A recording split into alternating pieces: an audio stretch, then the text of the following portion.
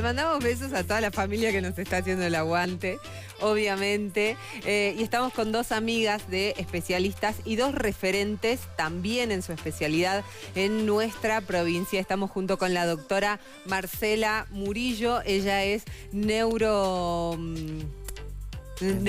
neurocirujana, ya te iba a aumentar un título, neuróloga y referente obviamente en esta especialidad de nuestra provincia, parte de nuestra red de profesionales sumamente recomendados. Gracias por estar con nosotros, un placer.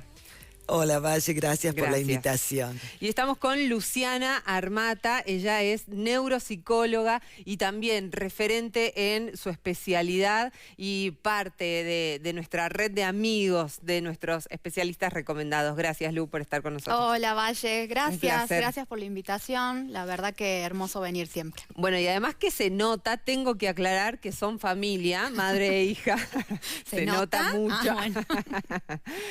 Y por eso están juntas, sentadas, trabajan juntas también o en equipo, ¿no? Con ciertos pacientes y sin el barbijo, como para que sepan que también nos estamos cuidando con ese detalle también.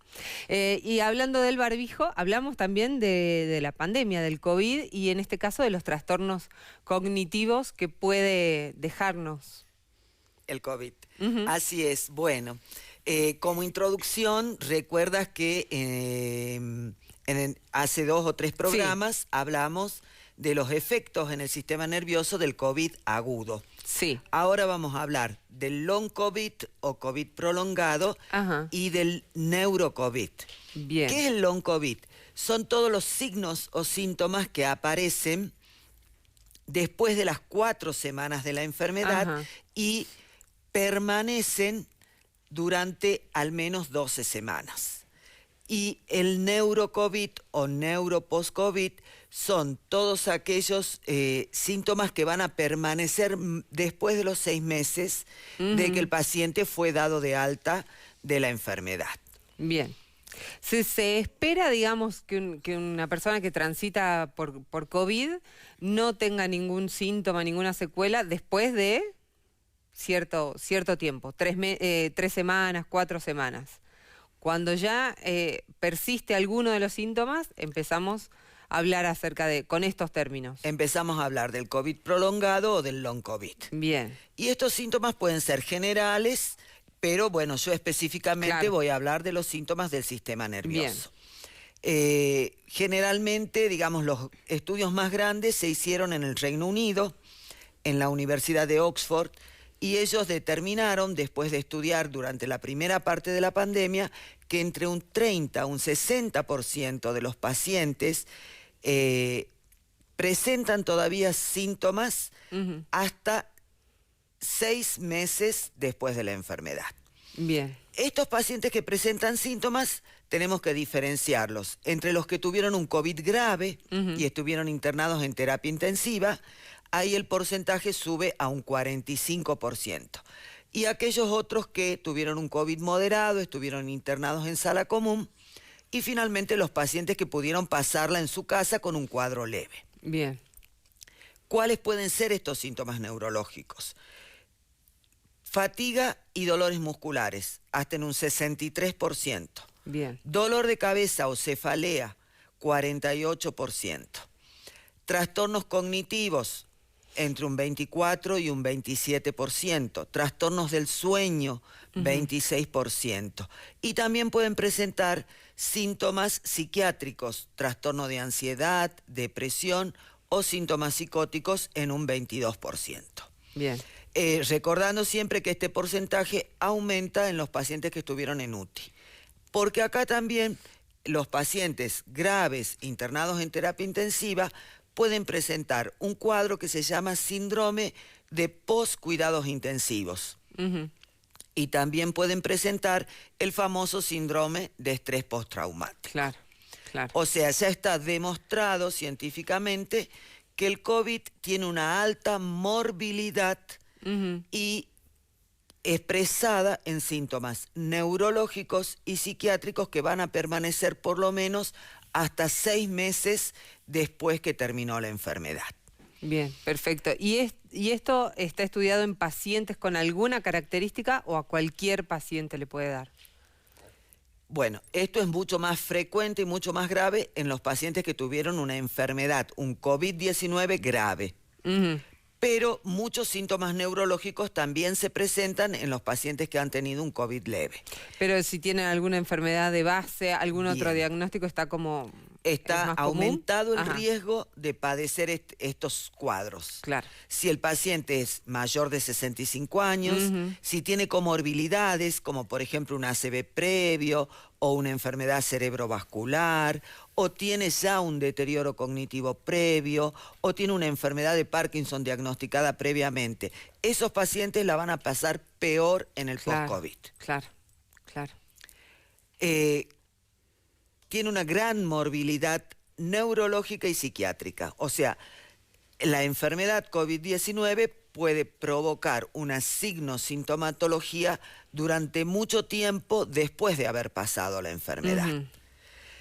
Esto que hablábamos de que los síntomas neurológicos están relacionados con la gravedad del COVID difiere de los síntomas psiquiátricos. Los síntomas psiquiátricos en general no tienen una estrecha relación con la gravedad del COVID. Otra cosa que aumenta la posibilidad de tener síntomas neurológicos o psiquiátricos es la presencia de encefalitis o de encefalopatía durante la internación. Bien. Si el paciente tuvo delirios durante la internación, también es probable que después esos síntomas más leves persistan durante mucho tiempo. Y puede ser también de cómo uno venía pasando la pandemia, ¿no? Bueno, todo esto, claro, está influenciado también cómo ha enfrentado uno esta situación de aislamiento, los miedos, cómo fue la situación familiar, económica, social. Todo esto influye en la persistencia de estos síntomas. Bien, es así. Y en la recuperación también, ¿no? En la recuperación. Porque también hay como más áreas que trabajar o que solucionar en este sentido. Sí, digamos, lo ideal es hacer un trabajo multidisciplinario, que el paciente en el periodo post-COVID sea evaluado por un equipo multidisciplinario, por neurólogo, psiquiatra, psicólogo, cardiólogo, neumonólogo, para poder estudiar, digamos, todas estas secuelas o consecuencias que le han quedado de la enfermedad. Y uno puede decir, bueno, yo pasé medianamente bien la enfermedad, no estuve internado, estuve en casa, no tengo grandes episodios que sienta que me hayan perjudicado, pero esto, normalizo el dolor de cabeza que empiezo a tener seguido, día de por medio, o normalizo el insomnio, los trastornos del sueño, cosas que en otro momento fuera de pandemia también me podrían haber pasado, y me dejo estar, se va a ir agravando. Hay que controlar y descartar que sea o no. Digamos. Exacto. Hay que controlar, ¿por qué? Porque puede haber algunas lesiones en el sistema nervioso que hayan pasado desapercibidas durante el COVID agudo, porque quizás el cuadro respiratorio fue muy grave o tuvo alguna complicación cardiológica. Entonces se subestimó lo neurológico y si el paciente tiene síntomas tiene que consultar, porque además se le pueden brindar consejos, estrategias para que estos síntomas se resuelvan más rápidamente o para que él las pase mejor con esta sintomatología. Claro. Y ahí en la resolución, en la consulta, en el tratamiento, ahí va a entrar, ¿no? el tratamiento multidisciplinario que van a abordar ambas y en equipo con todos los profesionales. Sí, en general también necesitamos la presencia del kinesiólogo. Los pacientes que estuvieron en UTI tienen muchos dolores musculares, trastornos de la marcha, a veces quedan con una secuela de una polineuropatía, con dificultades para moverse, para caminar. O sea, el trabajo tiene que ser en equipo. Y tiene que ser un trabajo, un diagnóstico precoz. ¿Para qué? Para que el equipo de salud también se prepare y la familia se prepare, si esto no mejora, para ver qué actitudes va a tomar a largo plazo para acompañar a este paciente. Y esto también se va a agravar si hay otro episodio de COVID, de contagio, porque hay muchos casos, ¿no? También de personas que se han contagiado, se han recuperado de una manera u otra y se han vuelto a contagiar, incluso vacunadas y demás. Esto puede empeorar si el paciente tiene una segunda infección por el virus. Es así. Lu, ¿entrás en el tratamiento de la neuropsicología también como para brindarle calidad de vida, ¿no?, a los pacientes que Entro en el diagnóstico. Claro. ¿Por qué?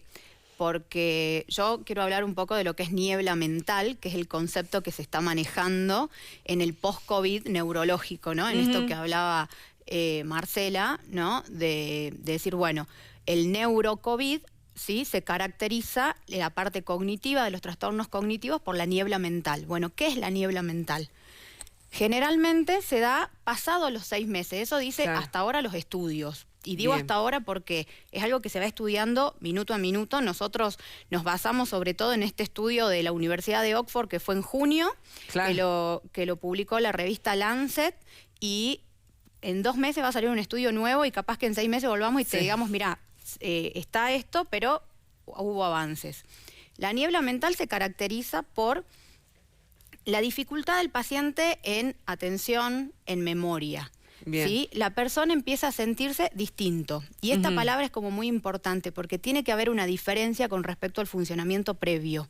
¿Sí? Yo estaba y funcionaba y rendía de una manera y ahora me llama la atención que no puedo atender, no puedo sostener mi atención en una charla, en una nota, en una lectura. Estoy disperso, cambio el foco atencional, estoy haciendo algo. Si yo siempre fui así y esto empeoró, me tiene que llamar la atención. Puedo haber sido disperso y desatento, ¿sí? Pero si empeoró, me tiene que llamar la atención.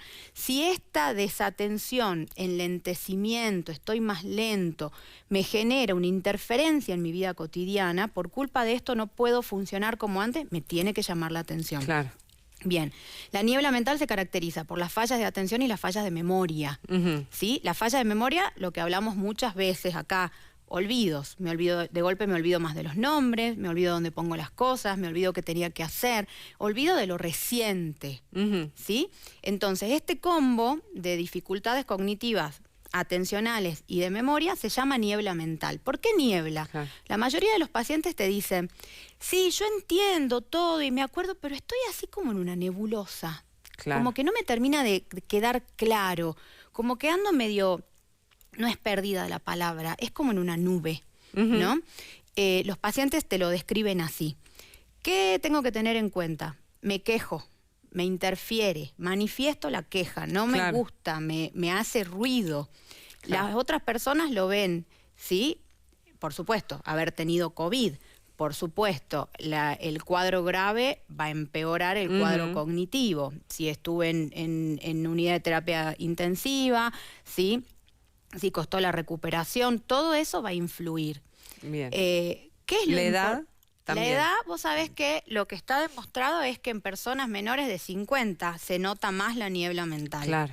¿Sí? Se quejan más. ¿Por qué? Porque en mayores de 50 se empieza a desdibujar el cuadro cognitivo, porque puede haber una patología demencial, un síndrome demencial de base, que no estuvo detectado hasta antes del COVID y por culpa de, digamos, la internación, un síndrome confusional, los síntomas neuropsiquiátricos que produce el aislamiento, la internación, se despierte un síndrome demencial. Ahí tenemos un problema en el sentido que tenemos que pensar qué fue primero y es fundamental, en cualquier caso, la detección temprana. El diagnóstico. A ver, ¿para qué nos sirve el diagnóstico? Porque yo necesito saber si esto que el paciente viene y presenta al neurólogo, al clínico, al médico de atención primaria, al neuropsicólogo, a lo que tiene más cerca, forma parte de un cuadro cognitivo post-COVID que evaluándolo se puede objetivar, yo puedo cuantificar el déficit y saber cuán por arriba, por debajo o dentro de la media está, y eso es lo que a mí me va a orientar sobre el tratamiento. Claro. Por eso la evaluación tiene que ser objetiva, cuantificable. Bien. O puede ser un paciente que se queje, uno hace una evaluación neuropsicológica y el rendimiento cognitivo es normal. ¿O qué pasó?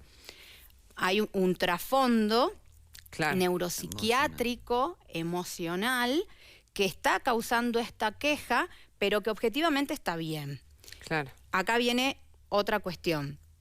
El trastorno de estrés postraumático, que decía recién la doctora, es uno de los trastornos que más se da en el post-COVID, junto con la ansiedad y la depresión, por supuesto. Bien. Pero la ansiedad y la depresión, por su característica, es más sencillo diagnosticarlo. Se está dando muchos casos de confusión de diagnóstico, de trastorno de estrés postraumático con trastorno cognitivo post-COVID. Y hay que tener mucho cuidado. ¿Y cuál es la diferencia ahí? El trastorno de estrés postraumático es un trastorno de ansiedad. Es un trastorno que se da producto de un trauma que el paciente sufrió en una determinada situación. Y no quiere decir que por trauma, como no fue un choque o como no fue un terremoto, no es un trauma. El haber tenido COVID, el estar aislado, el estar intubado, digamos, todo eso, no importa la gravedad de la situación, para una persona es un trauma suficiente. Puede ser COVID, puede ser un choque, puede ser... El trastorno de estrés postraumático se da en cualquier situación traumática que la persona haya vivido. Las características son episodios... Que la viva como traumática. Exactamente. Bien. Situación de ansiedad, situaciones de mucha ansiedad, agotamiento, cansancio y fatiga. Y ahí me confunde. Agotamiento, cansancio y fatiga me va a producir trastornos cognitivos, porque estoy más lento, porque no presto atención, porque la ansiedad va con la falla atencional de la mano. Vos dijiste cansancio, agotamiento, fatiga y fatiga. Y yo diría, yo estoy todos los días así, tengo 3 hijos, trabajo, ¿no? Bien, y es lo mismo, pero es distinto. Es distinto porque en el trastorno de estrés postraumático esto te sobrepasa y uno no lo puede manejar. ¿Cómo uno lo siente?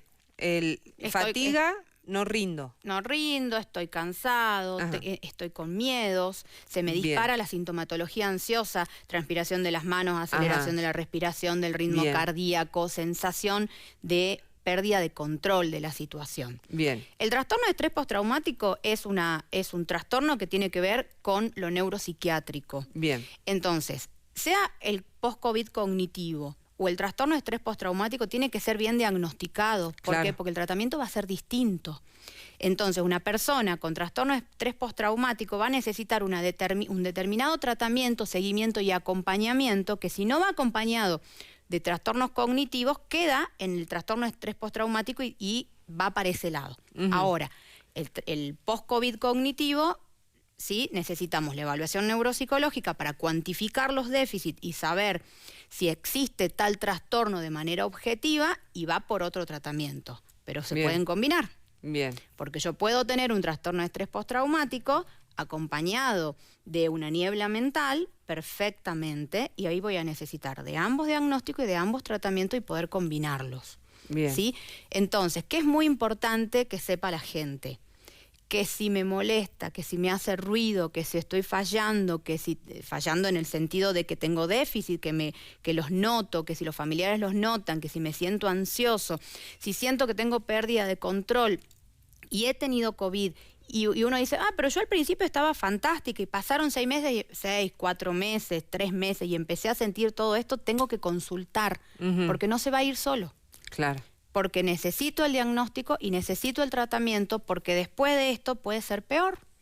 Porque los trastornos cognitivos cuando aparecen no se van solos. Bien. Los neuropsiquiátricos, los trastornos emocionales tampoco. Mucho menos. Al contrario, se van agravando. Claro. ¿Sí? Y como la franja etaria en la que aparecen estos trastornos es, como decíamos recién, menor de 50, menor de 60, van a interferir en mi capacidad de tomar decisiones, de regularme emocionalmente, de trabajar, de criar los chicos, ¿sí? En todo sentido. Totalmente. Entonces es muy importante, digamos, llevar a las casas la conciencia de estos déficits que aparecen post-COVID y que no es para dejarlos pasar, ¿sí?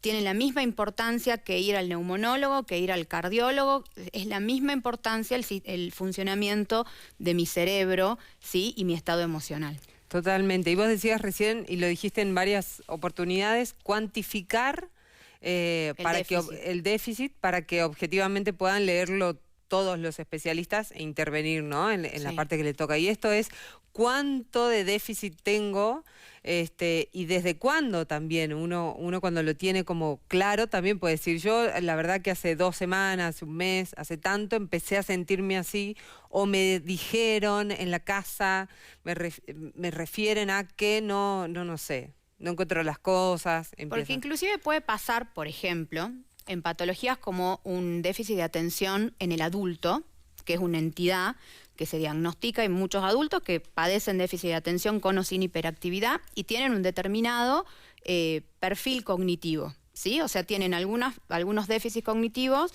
que aprenden, digamos, con el correcto tratamiento, aprenden a sobrellevarlos, a compensarlos, a manejarlos. ¿Y qué pasa si esta persona tiene un post-COVID? Entonces, ¿forma parte del trastorno? Sí, sigue funcionando igual, ¿sí? Pero si no, si aumentaron los déficits y aumentó la interferencia en la vida cotidiana, que es lo que más ruido nos hace, va acompañado de un post-COVID. Necesito el diagnóstico diferencial. Claro.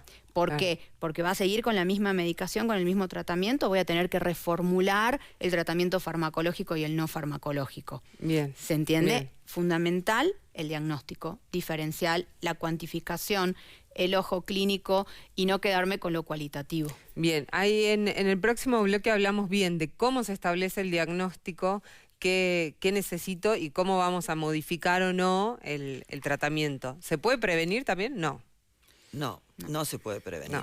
Pero esto tiene otra importancia también y es a nivel de salud pública, que el registro de todos estos casos sirve para hacer todos estos estudios prospectivos y que el sistema de salud pueda estar preparado para enfrentar el futuro de estos pacientes. Claro, ¿no? claro. Toda esta información sirve para bases de datos, para hacer trabajos científicos, para futuras pandemias o para la prolongación, como estamos viendo, de esta pandemia que pensábamos todos el año pasado, bueno, llegado fin de año terminamos y resulta que estamos más de la mitad del 2021 y esto sigue y aparecen nuevas variantes. Entonces es fundamental consultar para que nosotros podamos registrar esto y el sistema de salud se pueda preparar para dar respuesta a toda esta problemática. Porque es grande el número de personas que lo pueden sufrir, en mayor o en menor grado, así como todos los pacientes con COVID son potenciales pacientes también de algún trastorno cognitivo. Así es. Bien, ya continuamos con este tema en un ratito nada más. Tenemos